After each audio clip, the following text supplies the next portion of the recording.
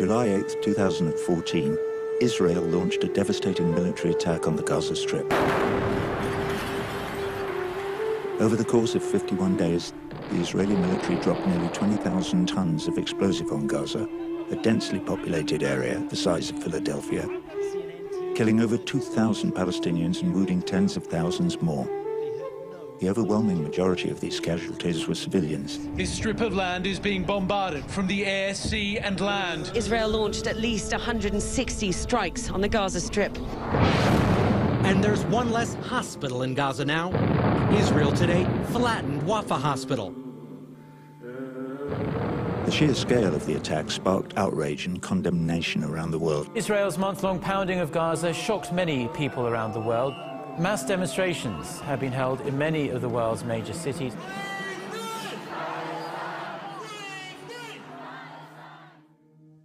But in the United States, the story was different. Polls showed the American people holding firm in their support for Israel. This is the latest CNN ORC poll of Americans. Shows 57% of those polls say Israel's action in Gaza is justified. 34% say unjustified. These numbers were striking, but they weren't new. Over the course of a conflict in which Palestinian casualties have far outnumbered Israeli casualties, the American people have consistently shown far more sympathy for Israelis than for Palestinians. It's very difficult to divorce public opinion on any question from the media coverage that people rely on to form opinions. And I think the most prevalent lesson from looking at the coverage is that the coverage tends to see this conflict from the Israeli side. Study after study has demonstrated that Israeli perspectives dominate American media coverage. So by far the most common thing we've heard is that everything comes down to Israel's right to defend itself. Israel is a state that implements its right to defend itself and its citizens. It is a talking point that is set from the top, and by the top I mean from the highest officials, government officials who are commenting on this issue, which the media obsessively covers and repeats. A man's got to do what a man's got to do, and you'd say a country's got to do what a country's got to do. We have to defend ourselves. In the most recent war in 2014, when we looked at mainstream media outlets, almost by a margin of 3-1, Israeli spokespeople were overrepresented compared to Palestinian spokespeople. So almost every time you turned on the screen, there was an Israeli representative on the screen telling you Israel is the one that's in a position of defense. It is being attacked. And basically Israel is saying, hey, you don't have to be a rocket scientist to understand that if rockets fly on your head, you're allowed to defend yourself. Add to this the fact that you have American elected officials also reinforcing Israel's right to defend itself. As I've said many times, Israel has a right to defend itself against rocket and tunnel attacks from Hamas. And you hear some of the same framing by anchors who reiterate and reinforce many of the same talking points that the Israeli official spokespeople are making. Why is Hamas launching missiles into population centers of Israel? That imbalance there was very significant in shaping the way the public understood this conflict. I worked in European media for a long time. The coverage is the opposite. There's Palestinian legislators, Palestinian thinkers, Palestinian intellectuals, pro-Palestinian thinkers, many voices. So let me say very frankly, it's very easy to blame the victim. It's very easy to pull out a terrorist label. You come to America and you think that you're an alien, you're looking at a different world or a different planet, and I'm thinking, what's going on here? When a narrative is so dominant, thousands of rockets without any visible dissent or complication, it's extremely difficult to make clear to people that it is basically a propaganda story. Israel is under siege by a terrorist organization that is... How do you make that clear when the mainstream spectacle is so unrelenting and total? And what gets pushed out of the frame entirely is the fact that for almost 50 years, Palestinians have been systematically dispossessed from their land and denied their most basic human rights.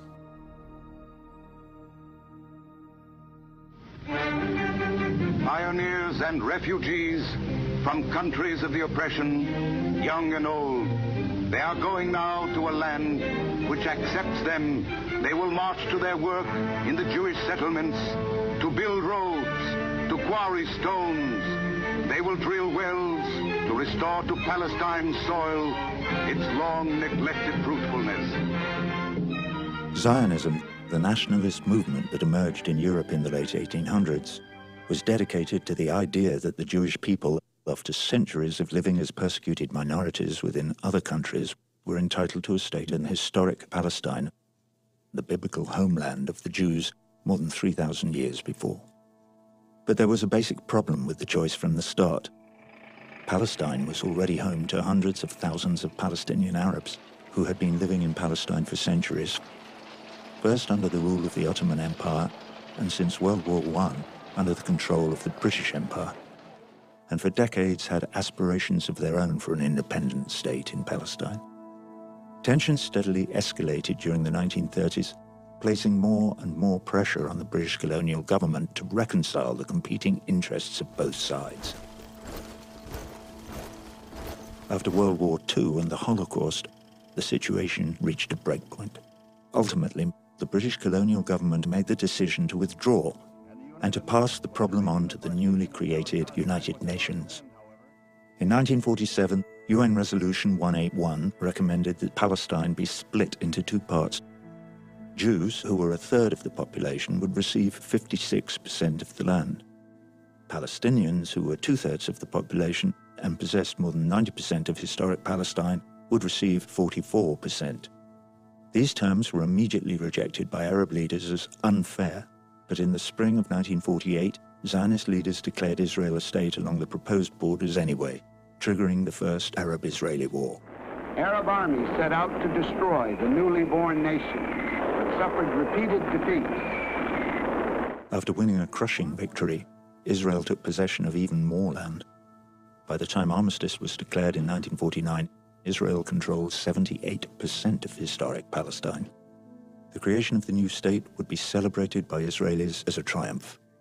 But to this day, it is commemorated by Palestinians as the Nakba, the Arabic term for the catastrophe, in memory of the hundreds of thousands of Palestinians who were driven from their homes to make way for the new Jewish state. All told, approximately 700,000 people, more than half of Palestine's native population, were uprooted. There's a lot of sympathy that can be generated, and I think rightly so, for what Jewish people as a whole have dealt with in Western societies and globally because of anti-Semitism. The question then becomes, what is the proper response to that? The Zionist answer is, of course, statehood, and there's many people who would sympathize with that if it was in fact done in a vacuum and if it was in fact done for a people without a land in a land without people. The reality is that's just not the way that it happened. There were people here. They lost their homes, their livelihood, their nation, their everything. This was a land in 1910 that was 93% Palestinian Arab and 6-7% Jewish. How did it suddenly become 80% Jewish and 20% Palestinian? This was not a normal demographic transition. This was a consequence of Israel's desire to create a Jewish state, and to do that it had to get rid of as many Palestinians as possible. The Palestinians used the term catastrophe to speak of the 1948 consequences when they lost their land the first time around. In '67, it was another Nakba, another catastrophe. In June of 1967, Israel won what was perceived as a stunning underdog victory over much larger Arab armies during the Six-Day War. With victory, in addition to taking land from Egypt and Syria, Israel began to militarily occupy all remaining Palestinian territory in the West Bank, the Gaza Strip, and East Jerusalem. Suddenly, all of Palestine is now lost. We now had no Palestinian land left under Palestinian control. You had a huge Palestinian population living as refugees or living under occupation. Palestinians are governed under military law. They are essentially prisoners. They are treated as if they were all prisoners of war. They have no rights. In the immediate aftermath of the '67 war, the United Nations Security Council passed Resolution 242. Citing international law forbidding the takeover of territory by war, 242 explicitly called for Israel to withdraw its armed forces. But to this day, Israel has largely failed to comply, not only holding Palestinian territory, but confiscating additional land and building massive Jewish settlement blocks in the West Bank and East Jerusalem, in direct violation of the Fourth Geneva Convention, which expressly forbids states from transferring civilian populations into territory it occupies. In addition, Israel has established an entire matrix of security control on Palestinian land to secure these settlements, including checkpoints that prevent Palestinians from traveling freely within their own land, and a 440-mile security wall along the Israeli border that cuts into Palestinian territory. If you're one of the millions of Palestinians living under occupation, this is what the conflict is about. But one of the most stunning things is how this side of the story basically just drops out. And instead, you hear over and over again that it's Israel that's surrounded. Israel is surrounded. Israel, surrounded. Surrounded. It's Israel that's under siege and under threat. You described a very small landmass. And, you know, you're dealing with Hamas and Hezbollah and Iran. And it's a tough neighborhood, let me tell you. It's a tough neighborhood. The imagery here is so powerful that it's almost impossible to have a rational discussion about the legitimate grievances of Palestinians. Hamas is a terror group, and it is committed to killing Jews and wiping Israel off the face of the earth. That's not debatable. That's a fact. And none of this is by accident. It's the result of a deliberate effort to shape American perceptions of the conflict, a propaganda effort that really begins to take shape with Israel's invasion of Lebanon in 1982. Israel unleashed another massive air attack on Palestinian guerrilla targets in Lebanon today. From the sky, the howl of Israeli jets, bombing and bombing. In the summer of 1982, Israel invaded neighboring Lebanon in an attempt to drive the Palestinian Liberation Organization out of its encampments on the southern border with Israel. What's an Israeli army doing here in Beirut? The answer is that we are now dealing with an imperial Israel, which is solving its problems in someone else's country. World opinion be damned. The Israeli invasion of Lebanon in 1982 was a watershed. It was Israel breaking out beyond its immediate region to aggressively attack another country, and it was a bit of a shock to many people. In the interests of self-defense, that gallant little underdog, Israel, has suddenly started behaving like the neighborhood bully. By the time the war was over, the Israeli military would kill 17,000 Lebanese and Palestinians and wound another 30,000, almost all of them civilians. In West Beirut, hospitals are so taxed with the injured that they have become specialized. This center takes only burn victims of phosphorus shells. Shrapnel cases, concussions, and fractures are directed to other facilities. And just a few months later, American media coverage would take an even darker turn. There's been another horrendous turn of events in the Middle East. Hundreds of men, women, and children, perhaps as many as 1,000 people in all, have been massacred in 2 Palestinian refugee camps in West Beirut. Israel's Lebanese allies, operating with the consent of the Israeli government, had massacred several thousand Palestinian civilians in the refugee camps of Sabra and Shatila, and American news media had the pictures to prove it. By all appearances, groups of men had been ordered to stand against the wall and then gunned down in cold blood. Today, Palestinians search frantically for relatives. They took our children, one said. They're killing our families. This was a game changer in terms of how Israel was going to deal with the question of publicity.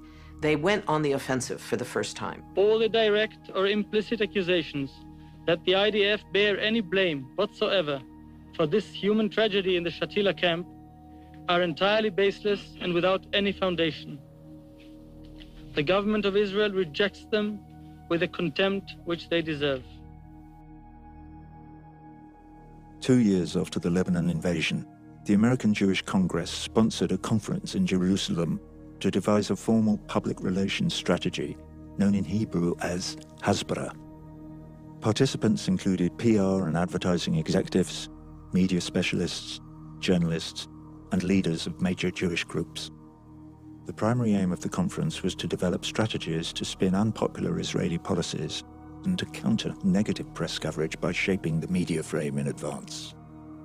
News doesn't just jump into a camera, a conference delegate said. It's directed, it's managed, it's made accessible. Israel-based advertising executive Martin Fenton would put it in even more blunt terms. Propaganda is not a dirty word, he said. Face it, we are in the game of changing people's minds, of making them think differently. To accomplish that, we need propaganda.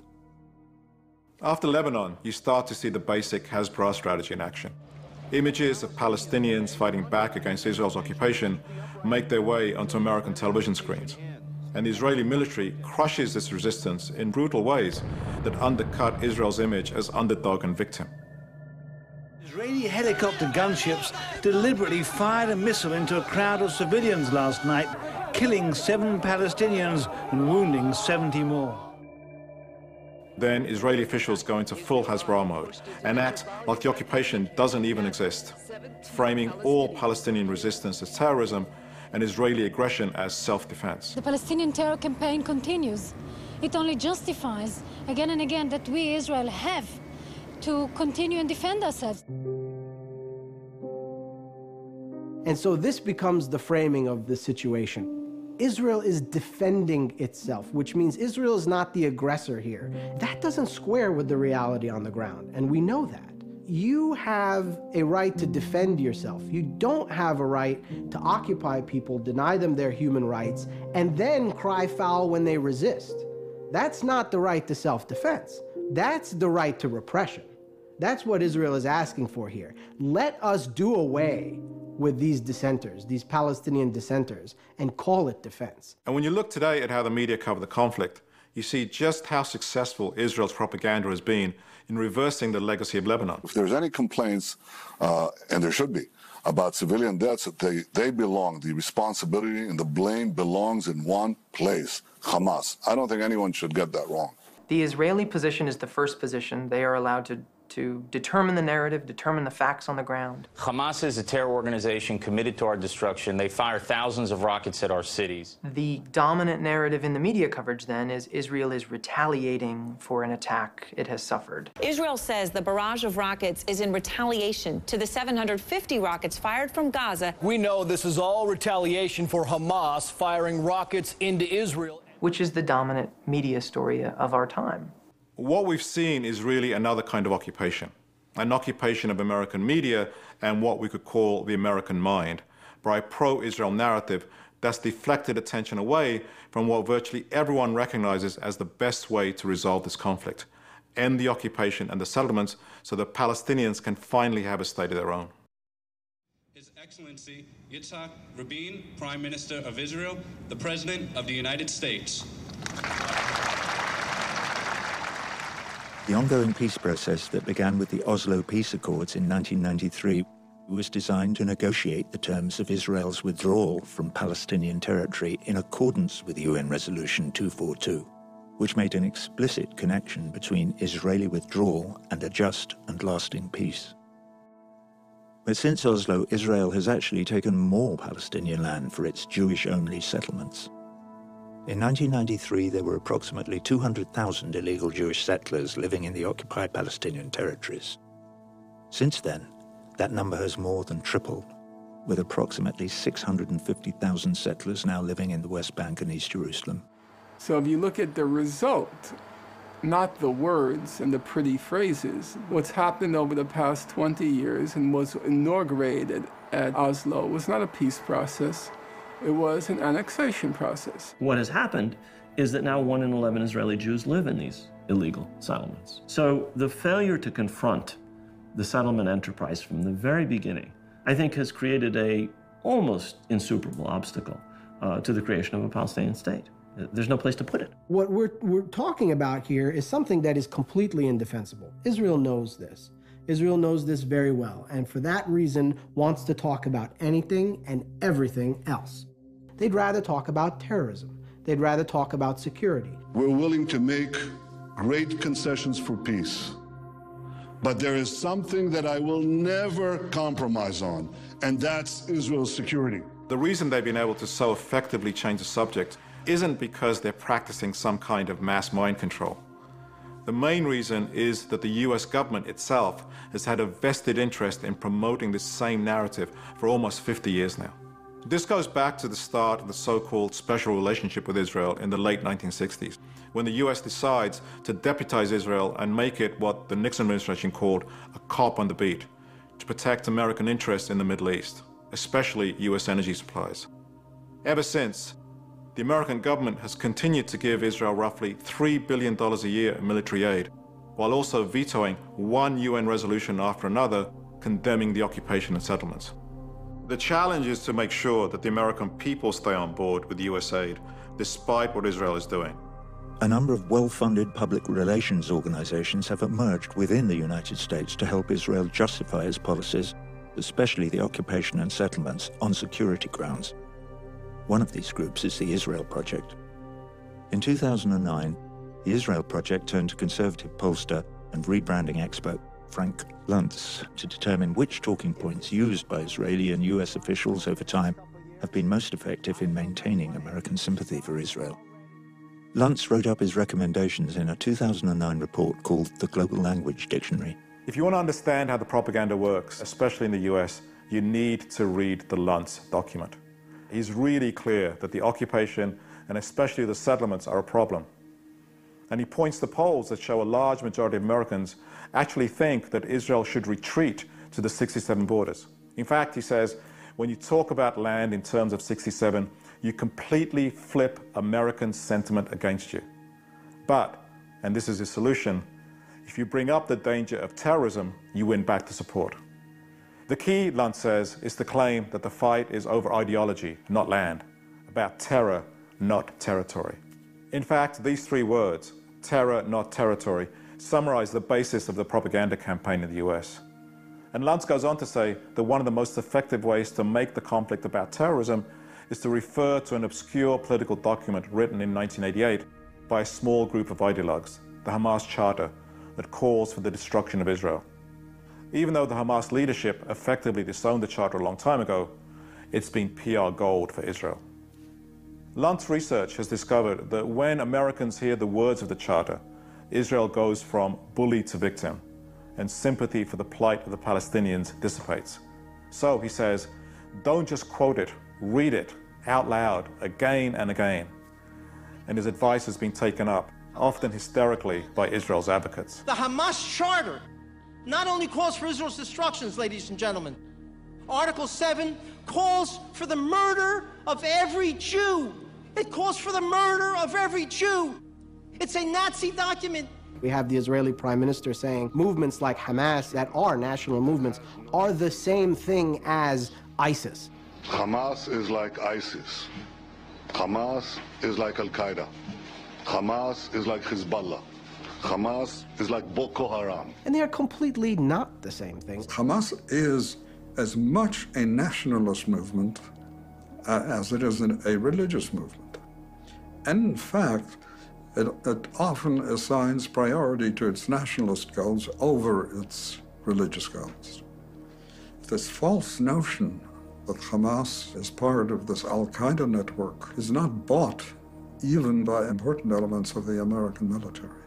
In 2010, the United States Central Command, or CENTCOM, the highest military command in the US, issued a classified report that questioned the current US policy of isolating and marginalizing Hamas as well as Hezbollah in Lebanon.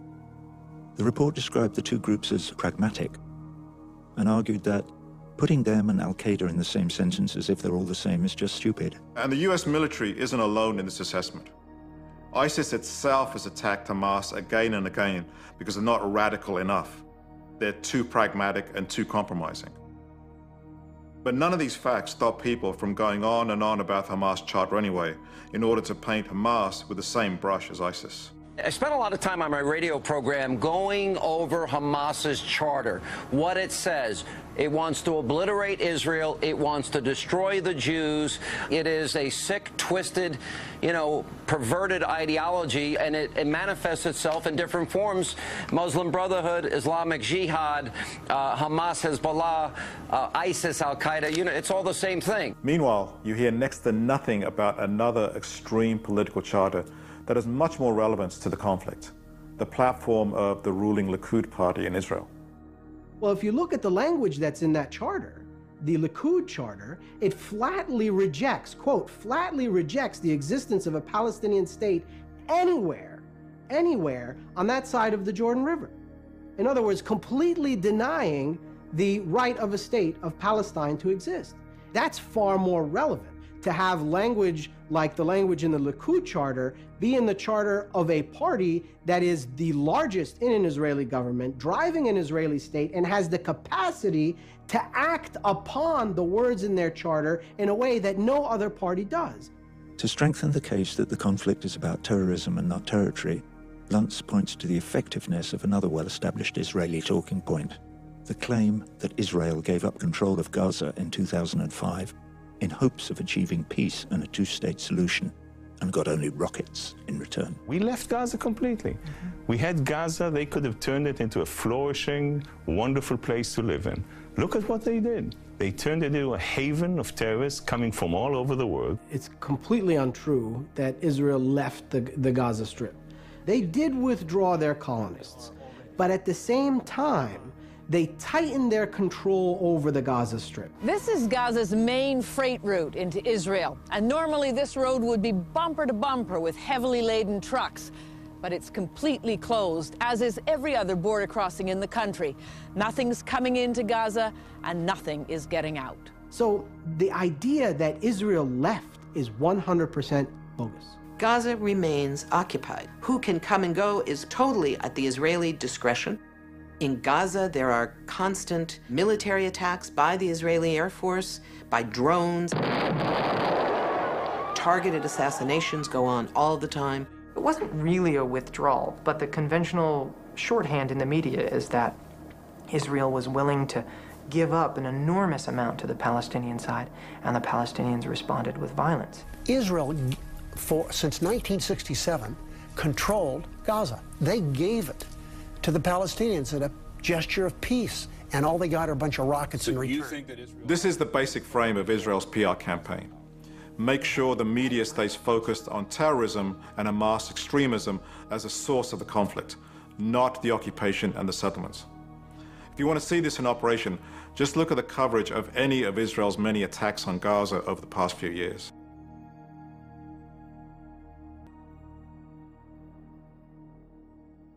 The scale and intensity of this attack was surprising. The deadliest operation against Palestinians in decades.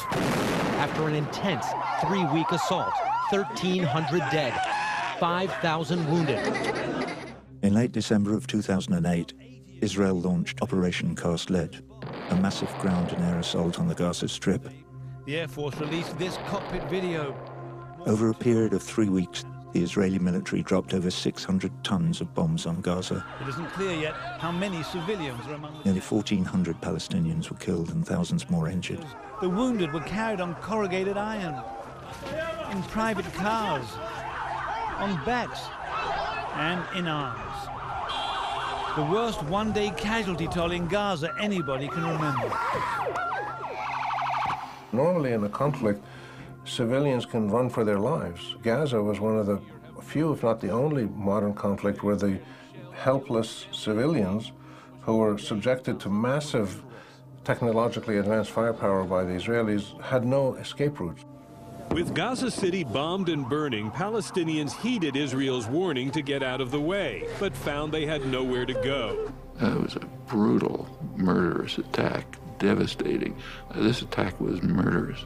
If you asked any American why that war started, they would say because the Palestinians started, firing rockets at Israel. What are the goals of that operation right now? To change totally the behavior of the Hamas. It's a terrorist regime that keeps shelling Israel with thousands of rockets and mortar shells. What this forgets is that for the latter half of 2008, there was a very successful ceasefire that curtailed rocket fire into Israel dramatically, almost to the point at which there was none. This was shattered in November of 2008 when Israel attacked what they said was a tunnel building project, killed 6 Hamas militants. At that point, the ceasefire was off. When Hamas resumed rocket attacks after Israel broke the ceasefire, Israeli officials went on American television and got away with blaming Hamas for breaking the ceasefire. It was Hamas that unilaterally tore up the ceasefire understandings. It was Hamas that escalated the violence that reached a crescendo on Christmas Day, when we had in one 24-hour period some 80 rockets, mortar shells, and missiles coming into Israel, attacking our civilians. Now, we want to work with the Palestinian government. And the lie was then repeated uncritically by US news media. James, there's no question here, is there, that Hamas started this? Well, look, I don't think Israel had any choice. It was a ceasefire that was broken by Hamas. They fired something like 300 rockets into Israel. I mean, this is an act of war. What are they supposed to do? Just compare this to how media outside the US dealt with this. Isn't it the fact that during the ceasefire, not a single Israeli was killed? And the reason for that was because Hamas fired not a single rocket. No, I think you're wrong, unfortunately, because during that ceasefire of 6 months, they were firing rockets on a daily basis. On Channel 4 in Britain, you saw an anchor presenting evidence that the Israeli government itself acknowledged that Hamas observed the ceasefire. This is actually a document that's given to journalists by the Israeli government. And in this document it says, and I'm quoting, Hamas was careful to maintain the ceasefire. Israel officially recognizes that until it broke the ceasefire, Hamas didn't fire a single rocket. I mean, the propaganda is so powerful that these truisms, literally truisms, are almost inexpressible. The lesson is that this conflict started when we say it started, and we say it started when Israel was attacked. In 2012 and again in 2014, Israel launched 2 more devastating attacks on Gaza.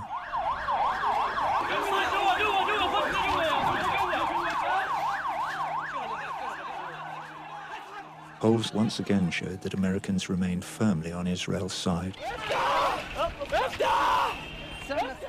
Israel can saturate the media with its spokespeople, but there's still the problem of massive Palestinian casualties showing up on television screens. Here again, the Luntz document spells out which talking points have been most effective in spinning the brutal reality of Palestinian casualties. He says the first thing the pro-Israeli spokespeople should do is to express empathy for the innocent victims. Unfortunately, innocents do get hurt, and we really grieve that. We're sad for every civilian casualty. The entire situation is tragic. Then Luntz tells PR spokespeople to turn the tables and ask the American people, what would you do? So what would you do in the United States? Can you imagine what America would do if it were facing a similar threat? We always try to ask you the question we ask ourselves. What will you do? What would you do? What would you do if more than 3,000 rockets had been fired on your cities? What would you do? 3,000 rockets. What would you do if terrorists were tunneling under your frontier? What would you do if 3 kids are kidnapped because of a tunnel network? What sort of question is this? Of course, anybody would act to defend themselves against unprovoked aggression, but it is a question that is completely devoid of any context. What drives a society to a point where after multiple devastating wars, they continue to resist with these most feeble methods?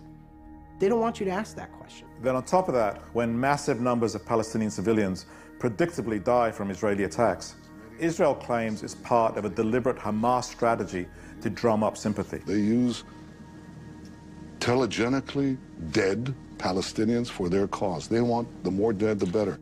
So they end up in this upside-down Orwellian world where Israelis killing civilians becomes an unforgivable transgression against Israelis. It is hard to come away with any feeling but that we are in the midst of a world gone mad. Last week, I found a quote of many years ago by Golda Meir, one of Israel's early leaders, which might have been said yesterday. We can forgive the Arabs for killing our children, she said, but we can never forgive them for forcing us to kill their children. It's not difficult to imagine Americans identifying with Palestinians who are suffering, but they need to be able to see that suffering on their television screens and in their newspapers. Israel said today its new offensive is targeting terrorists. And when your sense of the coverage is that there's something that these people did to deserve this, or that they are affiliated with terrorists and terrorist-minded governments, the fallout of that is an inability to identify with people who are suffering in far greater numbers and in far greater proportion than their Israeli counterparts.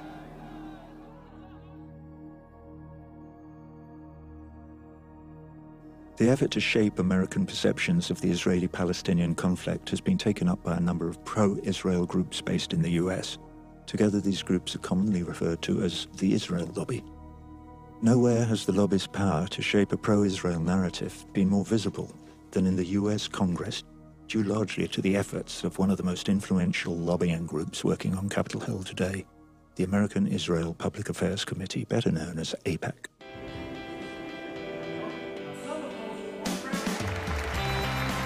It is great to see so many good friends from all across the country.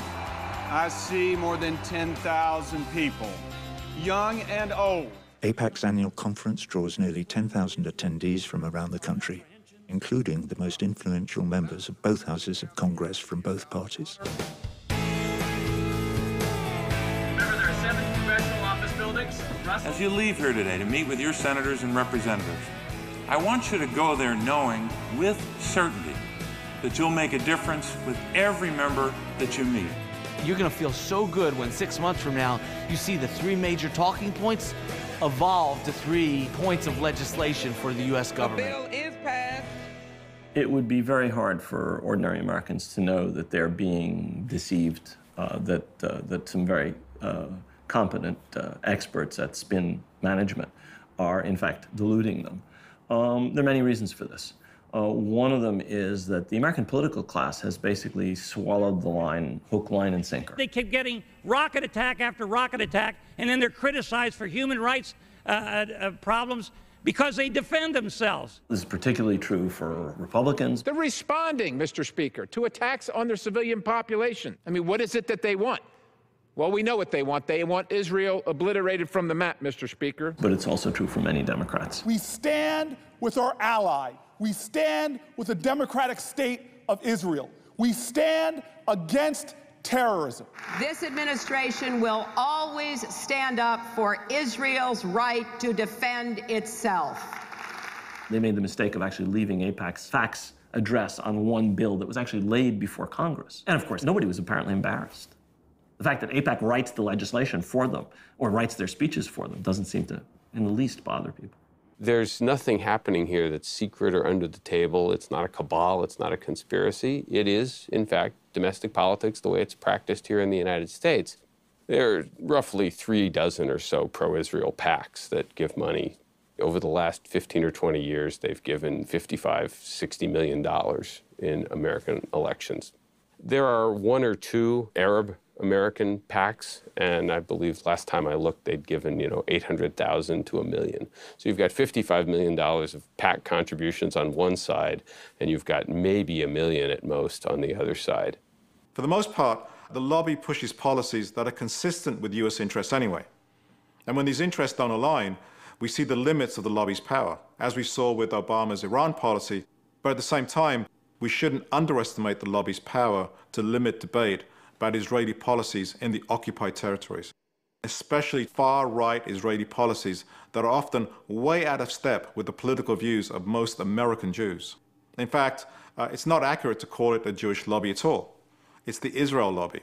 The actual views of most people in the American Jewish community, according to every poll, diverge greatly from the extreme right-wing neoconservative views of the entire establishment leadership of that community.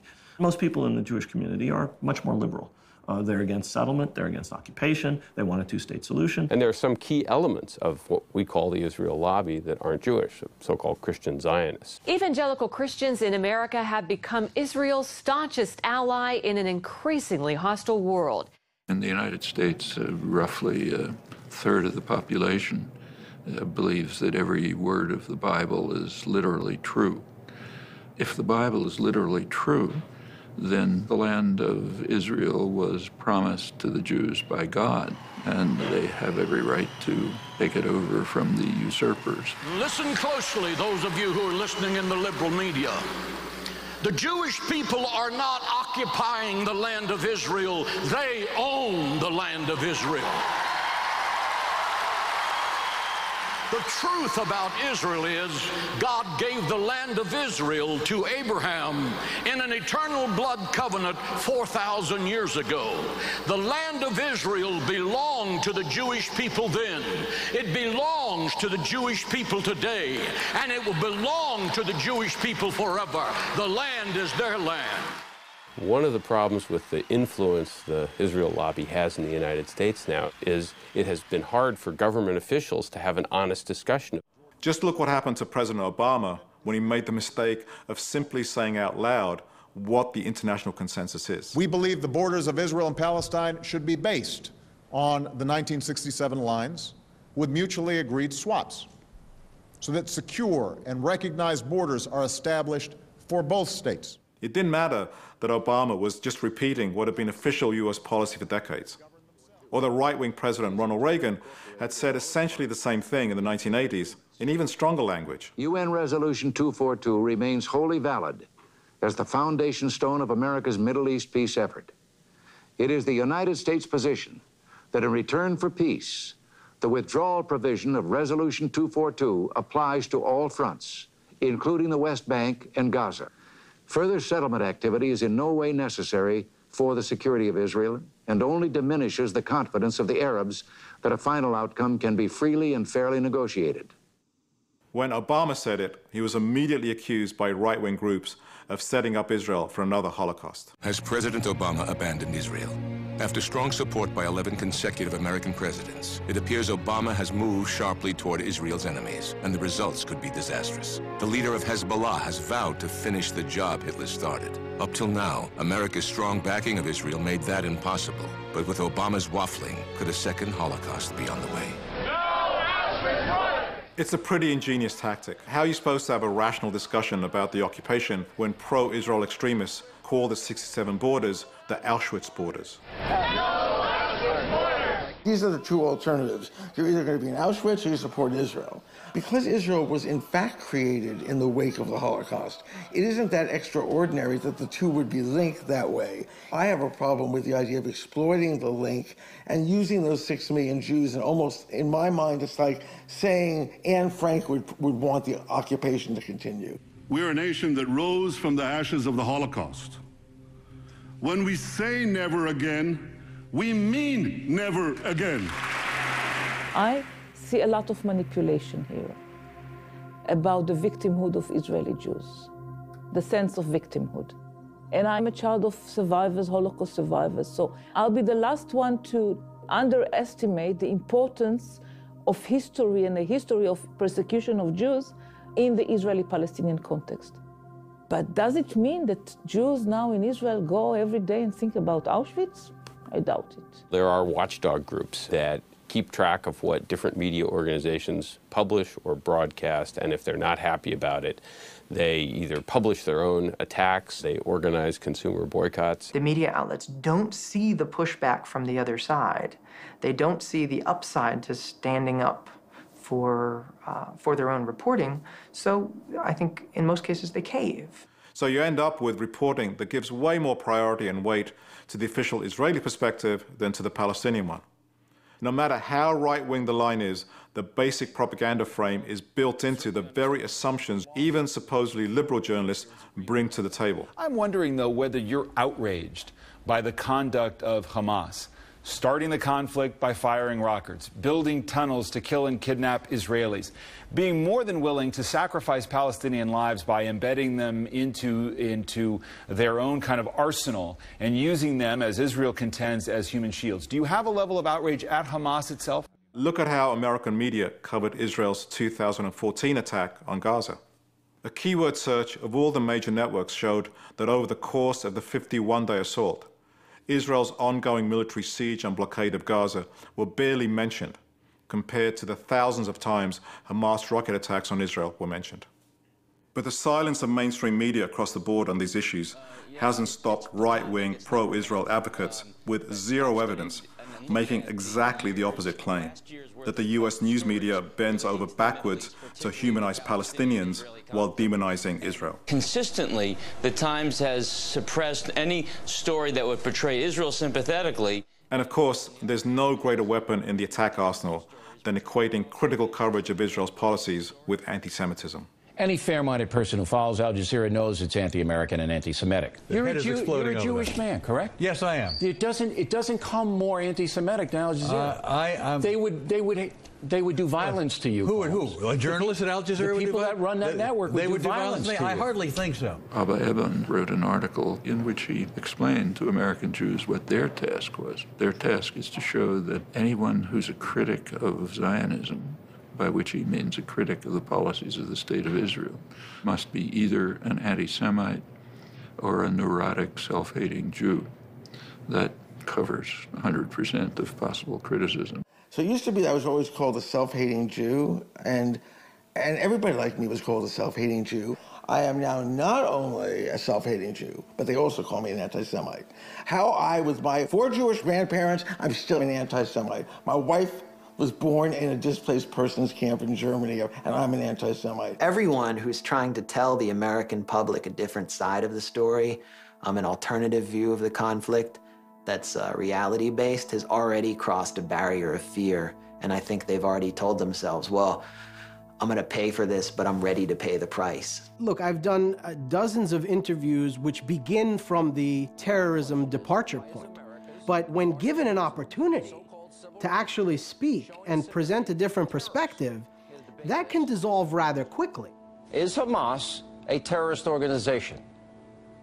Do I get to actually speak now? You get to answer the question. It's a simple yes or no question. Is Sir, Hamas... you invited me on here. Is Hamas, whose charter calls for the destruction of Israel, is that a terrorist organization? That's a yes or no question. Thank you for your question. Finally. It's very telling to me that, and it should be telling to your viewers as well, by the way, that the moment you have a Palestinian voice on your program who begins to explain the legitimate grievances of Palestinians on the ground, is Hamas a terrorist not just organization? Hamas. Answer. Sir, Answer let the me question. finish. What part of this can't you get through your thick head? I think is Hamas a terrorist organization? Excuse me? Yes or no? The only thing that you're going to say is what we want you to say. And if you don't say it, we're not going to let you speak. Our media operations, national media, is a scandal when it comes to Israel. I look at the UK with all its deficit, and there's a real debate. For example, there's this anchor called Jon Snow, Channel 4 in the UK, and he interviewed Mark Regev, and he grilled him with questions, grilled him. Mark Regev, how does killing children on a beach contribute to that purpose? What was the point of bombing the El Wafa hospital, for goodness sake? There are grave uncertainties about whether you are acting within the law. I disagree. Yes. Oh, yes. You are deliberately targeting neighborhoods in which you know there are women and children. You've tried everything with Gaza. You've besieged it for 7 years. The people live an intolerable and ghastly life, and you know that better than anybody. Why don't you try one other thing? Talking. Why not talk? Why not be brave and talk directly with them? Why not? I can never see this in America. I never seen anything like this in the United States. While the mainstream propaganda system is operating the same as it always has, there are definite signs that its control is starting to unravel. Over just the past few years, the proliferation of social media and internet news sources has made it increasingly difficult for the Israeli government and pro-Israel groups in the US to manage American perceptions of the conflict. Video footage and reporting from the ground bearing witness to the reality of the occupation are now more accessible than ever on the internet. At the same time, a powerful new movement has been gaining momentum and raising awareness of the occupation. While activists from the Black Lives Matter movement have been making explicit connections between police violence against African Americans and the Israeli military's repression of Palestinians. We stand next to people who continue to courageously struggle and resist the occupation. People continue to dream and fight for freedom. From Ferguson to Palestine, the struggle for freedom continues. And all of these developments seem to be having an effect. Polls now show that while sympathy for Israel remains at all-time highs among older Americans, it has been hemorrhaging among young people. Despite the efforts of the lobby, something really striking is taking place, and pro-Israel operatives like Frank Luntz are in a panic. In his latest report, he calls what's happening with young people a disaster. As the discourse begins to open, more people are starting to understand this as a rights-based issue, not an issue of radicalism.